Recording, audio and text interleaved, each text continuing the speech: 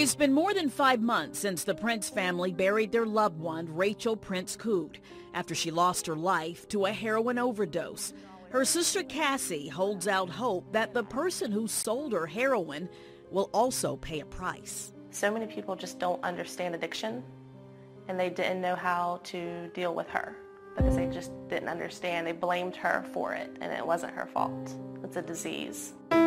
Text messages on Rachel's phone identify her dealer with the alias Country and spell out a heroin transaction just 5 days before her death. At that point, we were able to make a case on him and link him to the overdose. Undercover narcotics agent Charles says the next step was an undercover surveillance operation by the State Police McHarren Drug Task Force to catch Country in the act.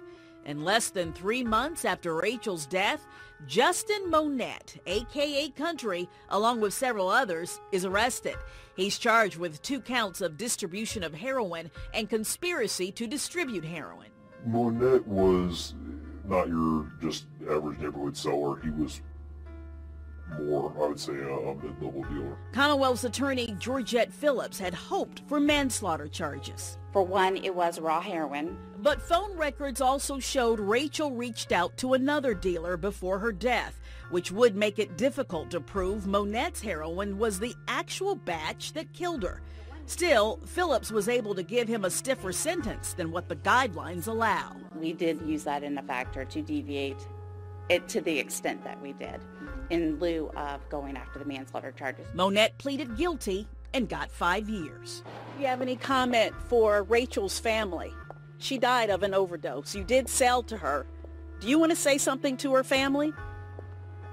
We broke the news to Cassie. I have not heard. Yeah, we were there. He was sentenced to 5 years. Oh, wow. I'm happy that, he's serving some time.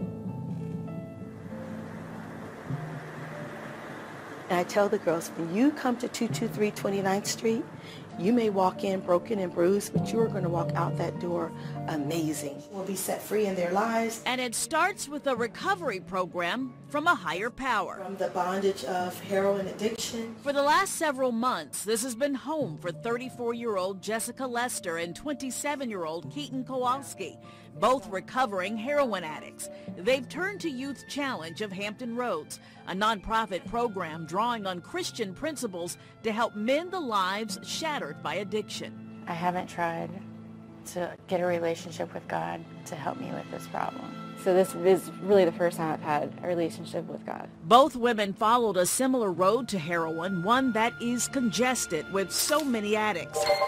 It starts with an injury.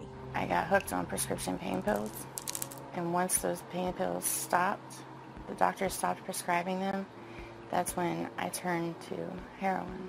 I broke my collarbone and had reconstructive surgery, and they prescribed me painkillers, and one day the painkillers weren't strong enough. Addiction psychiatrist Dr. Mark Schreiber sees it all the time. They find that they become addicted to the prescribed pain medications, but they no longer can get them from their doctors. The growing abuse of the pain pills is putting pressure on doctors to back off. That there's been a tightening up or made much more strict of the prescribing of opiates.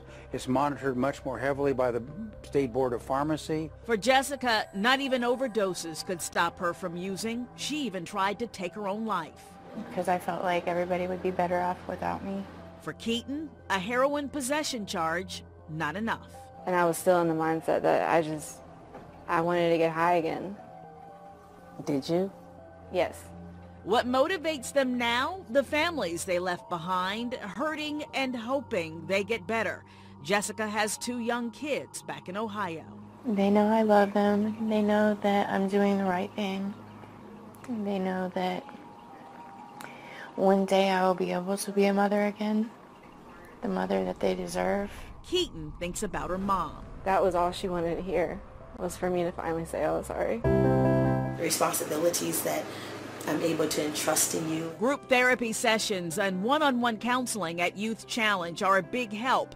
They both had to apply to be here. On their own, they can't get out, because if they could, they would have.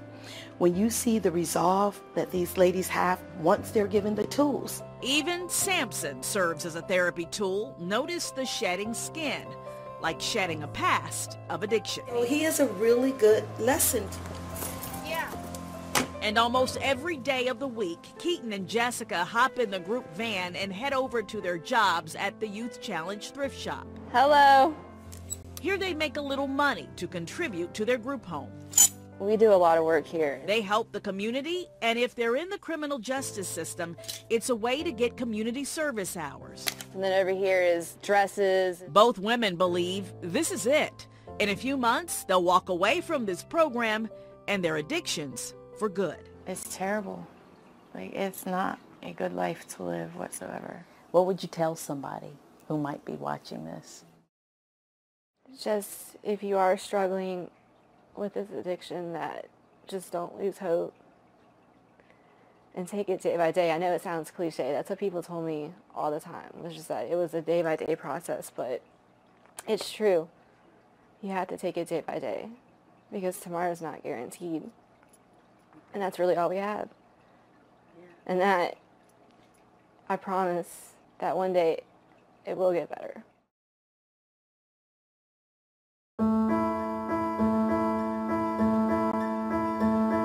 Hey, Tiffany. Hey, how you doing? Good. How are you? Okay? Yes. How you feeling? Very pregnant. Very tired. I see you've grown a little bit. Yes. Really big. Due date is getting closer, and Tiffany goes to see her doctor now once a week. Oh, Jesus. Okay. It's good to go.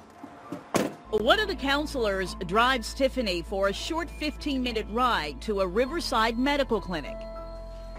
Your last name? Lewis. Good morning. Good morning. How are you doing? Good. How are you? I'm doing well. While in addiction recovery, prenatal visits are a must. You can sit right up there. That's good. Good. Have a seat in the chair. God almighty. Although Tiffany went into recovery shortly after learning she was pregnant, she's anxious for more confirmation that baby boy is healthy. When heroin passes through the placenta to the fetus, it can cause the baby to be born dependent, just like the mother. Yeah, I'm getting you like right at 35, so that's good. And the sound every pregnant woman loves to hear. 150s. That's awesome. It's a chance for Tiffany to ask any last-minute questions, update medications, and a consultation with her doctor. Everything about baby is just what she wants to hear. Now, how does Tiffany feel? How do you feel about your recovery right now? I'm very positive about it. I feel good about it. I'm ready. You're ready. I'm You're ready to walk the walk. Whatever I walk got. the walk. Yes, whatever I got to do, whatever it takes, I'm ready.